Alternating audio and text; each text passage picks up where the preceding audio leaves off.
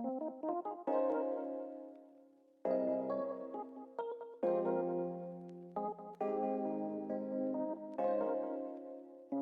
it's me, AJD from the LA Hobbyist, and I'm about to talk to the LA Sports Cards team. But before we get to that video, and before we get to that nitty-gritty, mash that subscribe button and ring that bell icon. Help me out and subscribe to my YouTube channel. And welcome back to the LA Hobbyist. Hey, what's up guys? My name is Kit, LA SportsCards. Big Magic the Gathering fan. I used to play a long time ago. I really want to get back into the new set. I'm a Pokemon guy, love the Pokemon, love the TCG. Big Kobe fan. And learning about soccer thanks to Heno and Heiko over here, so looking forward to learning a lot more about that. Hey guys, I'm Eric from LA SportsCards. Everybody knows I love all sports, every single sport. I watch every single sport, I collect every single sport. I got season tickets to almost every single LA team in LA. Basically, I'm Mr. LA here for sports-wise. Although, currently, I'm not a Laker fan. I'm a Clipper fan, all right? But that hurts. It is what it is. My name is Henry, and my sport is soccer, the real football. My team is Manchester United, and my favorite player is Ronaldo. What's up guys, I'm Heiko from LA SportsCards. I don't collect anything, but I'm a soccer fan and I'm a soccer expert at LA SportsCards. He's a soccer expert, but he doesn't collect anything. Yep. How are you a soccer expert and not collect anything? You can be a soccer fan from heart. You don't have to collect anything. Alright, awesome. That's a fake football, but I'm still a So what do you collect, like? I don't collect anything. What? Like at all? At all. Like nothing. Nothing. Hey guys, I'm here at LA Sports Cards in Burbank with the LA Sports Cards team minus Elvis, and I'm about to ask them a couple things about the hobby, a couple things about life, and a couple things about cards. So my first question to any of you or to all of you is, how did you guys meet? And how do you guys know each other? Alright, you want to start? Alright, so before Kit and the team came in, Eric and Henry, me and Elvis started the company like a year ago before they came in. Had a storage and then we moved on to an apartment. It took a lot of hard work for me and Elvis to get the logo, the name, especially Elvis. I was just helping him out whatever I could with. And then after a year, he came in with the team. We decided to open the store, dream to come true. And then with kids and Elvis's hard work, now we have a store. Of course, me, Heno, and Arrow help out a lot too. Now we have the store. Yep, this is the whole story. Yeah. I met Elvis maybe half a year ago, maybe a year ago, through a mutual friend, a mutual family friend.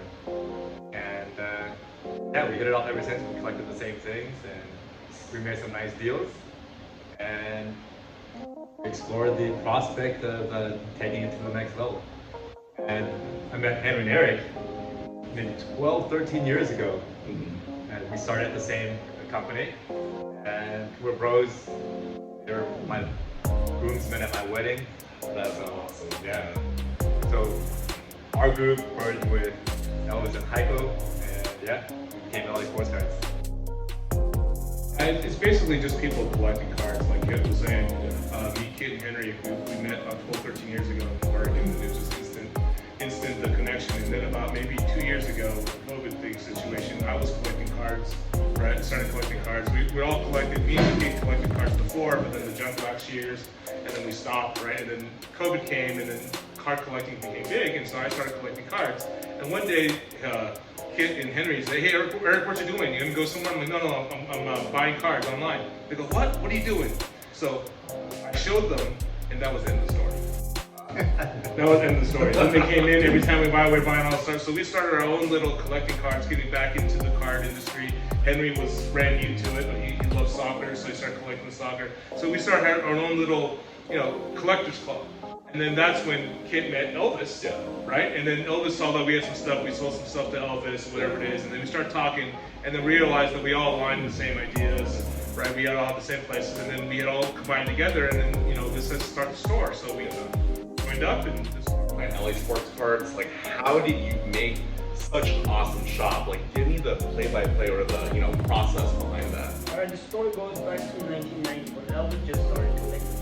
Elvis started collecting in 1990 and then he continued collecting until 2020. Then 2020 when COVID just started, Elvis was like, hey, come help me out. So, because he had too much stuff. Then Elvis started the storage, then moved on to an apartment. Elvis spent countless time on logo, the name of the company, and everything. And then we met Keith and the guys. We came in, decided to open the store, dream to come true, and now here we are. We have the LA Sports Cards store at Burbank. And not only was it Elvis's vision, you always thought it was like the coolest thing to be able to do this as well. Yeah. And since everything lined up perfectly, we went for it, here we are. Nice. Like, how long ago did the store open? I think, let's see, 4 months ago. Yeah, 4 months ago, but about a year and a half ago, we started doing shows. Good. So we started doing shows, we started doing any show there was, we started shows in the, any show that we started doing shows every weekend, sometimes twice a week, and then, bring our name and then we just started doing shows, and then when we had enough, networking and, at least more experience on it, then we opened our store, like Kit said, about 4 months ago. We started planning about 4 or 5 months ago, and then we actually did our soft opening about like 4 months ago, stuff like that. So we were doing shows all throughout until we opened the store. Yeah, I actually recognized you from one of the shows, and I got like one of your like first stickers. but that is pretty crazy how this hobby community is so like small, like like it's very close knit. It's pretty cool. We all know that this is Burbank. We all know that there's Burbank Sports Cards. So what made you guys decide to I guess set up next to their big hobby shop? It goes back to how you learn in Economics 101. Yeah. And you sometimes wonder, why is the Wendy's next to a Burger King next to a McDonald's? Yeah. It's complementary. Yeah. And philosophically, Elvis, getting to know Elvis, we aligned very well philosophically. And he always says, you want to be around people that you can learn from, and that can help you, and that you can essentially do a win-win, go together, and that's completely with the philosophy that we have as a team.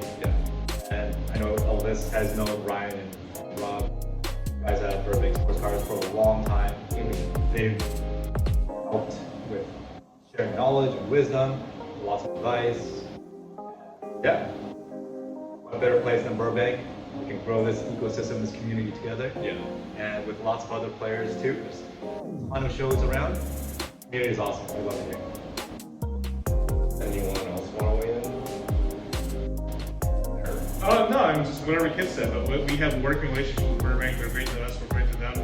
We work hand in hand and they can collaborate. So there's no animosity at all. I mean, Elvis is great customers with them. They're great with us. We're great with them. It's a great relationship. There's nothing, absolutely nothing. Just from the outside looking in, I just feel like it's good for the hobby in terms of expanding the hobby, and it's what better way to do it rather in the epicenter, which is Burbank. So yeah, kudos to you guys for working synergistically, with everyone else. So kudos to you guys.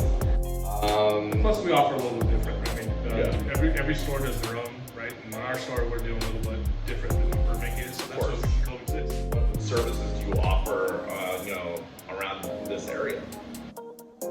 That's the thing we offer. First thing we do is delivery. So if you want to get a box, Pokemon box, memorabilia, or anything delivered to your door, we do deliveries. Just let us know. Go to our website, LASportsCards.net. We do deliveries same day. In an hour or two, you'll get your box or whatever you order from our store. So framing too. Oh yeah, we do framing too. That's right. If you want to get your jersey framed, we do framing too for you. Bring in your jersey. One of our, you can see the jerseys behind us. Frame it up, ready? Luca. We do custom framing as well. So Yep. jerseys, photos, lots of different types of memorabilia, even boxing gloves, fighting gloves. And they also do top loaders, guys. They have their own custom top loaders, which is awesome. It's crazy. I've never seen like another like local card shop do that. It's pretty cool, man. Thank you. And behind the camera, which you're not seeing right now, is the our gaming section too, right? So we're looking to expand on that. Yeah. Like I said, not your typical, right? But Yeah. we moved it around. You can see we have a lot of memorabilia. We're heavy in it, right? We love memorabilia, which we call memorabilia, frame it. We're in the trading card game as well. Yeah. Sports, everything. So it's just a mixture of everything with some focus on some particular ones. Yeah, the reason why I like LA Sports Cards is because you guys look, feel, and are progressive. And I think that's what the hobby needs moving forward. And I feel like even the shows, meetups, etc., they're gonna progress, and the quality of production will start to increase as the demand for the hobby, as the hobby expands. So yeah, you guys are, in my opinion, are leading that forefront, basically. All right, my first YouTube video. I'm that guy that torched 25K. So I'm gonna ask you guys, a couple questions about that.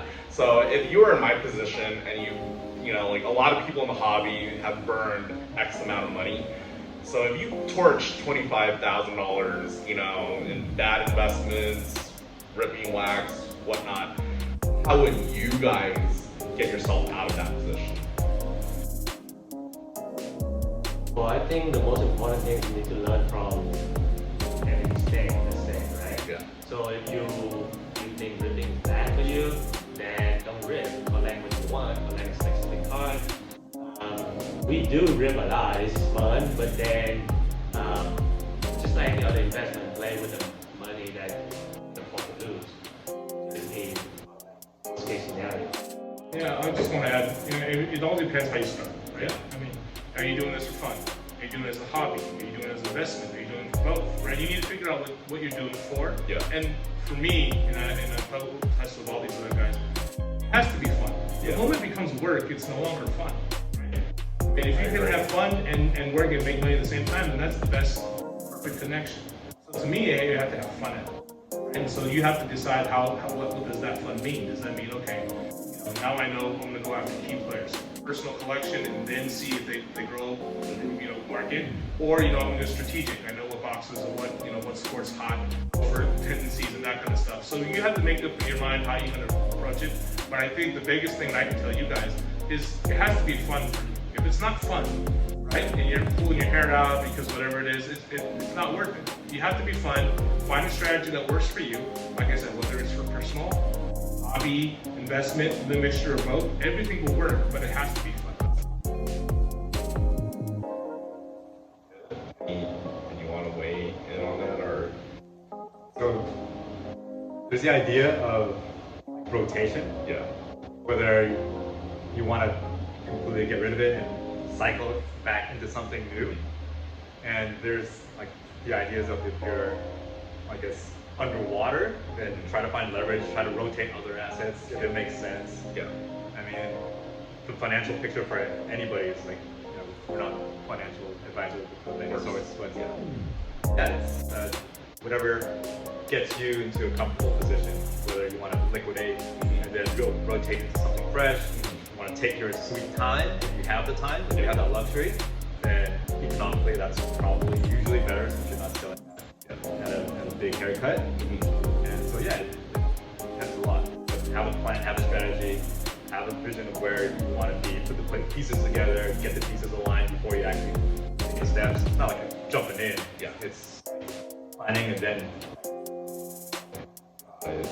Well, I do appreciate all that piece of advice, and hopefully you guys, gain some value from that advice. Those are some great gems that these gentlemen have just dropped.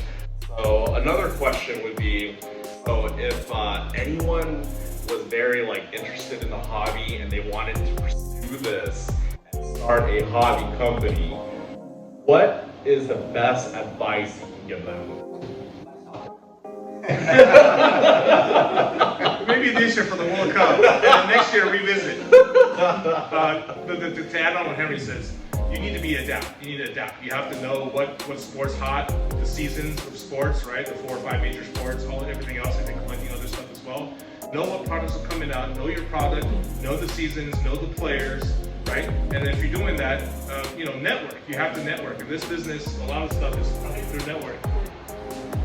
A lot of the stuff is through networking and being building connections as well, but also knowing what you want to do, right? So you, like I said before, hobby-wise, start collecting what you're comfortable with, what you're willing to invest in the first off, and then, like Kid said, have a plan, and then also, and then go through that plan. Let's say, for example, certain sports coming up, you want to stock up. Okay, well, do your research. What's the sports hot? When is it coming up? What's the season? What time do I have to sell and trade, to buy, to maneuver, right? People will say, by the time the person's hot, it's too late to buy because it's already. So you try to want to make connections or trying to see if something, sport will get hot. The moment it gets too hot, it's really too late. You can still make some moves, but you want to get the position where you get to the sport or you get to the player before they blow up. And that's research, all the different stuff, and plan. And with anytime you're combining hobby and business, on the hobby side, make sure you're having fun. And then on the business side, make sure you have everything lined up. You want to have a good network of people you can bounce ideas off of. You want to ask yourself, how am I wrong? Like, be relentless, how am I wrong? And predict where the pitfalls could be, see where the opportunities are, and old saying goes, you are the average of 5 people you're around the most. You're around people who are very well versed in business and love the hobby, and that intersection will just naturally funnel you to better decision making as you investigate ideas. Like, is this a good idea? Is that a good idea? Put feelers out there. With any type of market research, you want to put feelers out there. You might think one thing is going to be successful, but it should never be that thought is going to be right. That's philosophical. You shouldn't think that way. You should put the feelers out there, put 10 things out there, whatever sticks, that's where you focus on. So that's, have fun at the end of the day, but at the same time, line everything up. So, Henry, do you have anything to add? I kind of mentioned already, livestock. Last question. What is the most important thing to remember when you are hobbying? Other than having fun, because I get it. Like, if this isn't fun, then this isn't for us. So, what's the next best thing to do or remember when hobbying? I think we mentioned a whole bunch of stuff, but I think besides having fun, that's for me, you have to have fun. Yeah. The next best thing is, like Kid said, and everybody else mentioned before, stay within your budget. Don't over leverage yourself. That's the worst thing you can do, right? Because they'll affect your private life, affect your regular work, regular home, everything, family. Remember, at first, you're starting out as a hobby. Now, if it goes and it blooms up and it goes to business, that's great. But remember, don't over leverage yourself. Put as much into it as you're willing to lose or are willing to get back. Don't always expect, I'm going to win. You always don't over leverage yourself. You have to be smart about it because it is a hobby. Right? Don't over leverage yourself where you put you in danger of your normal course of life. Collect what you like. Not soccer. I like soccer. I like soccer. For lending your time. I know you guys are very, very busy. No, thanks for having us, AJ. I really appreciate you guys.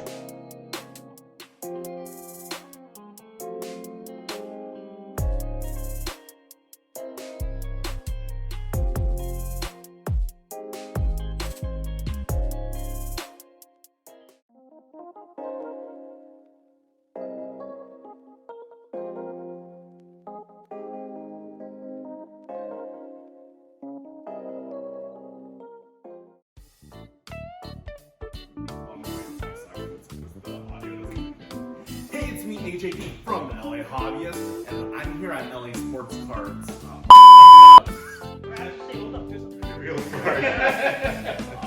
In Europe, in LA, in California, in US, it's not soccer. It's the real football.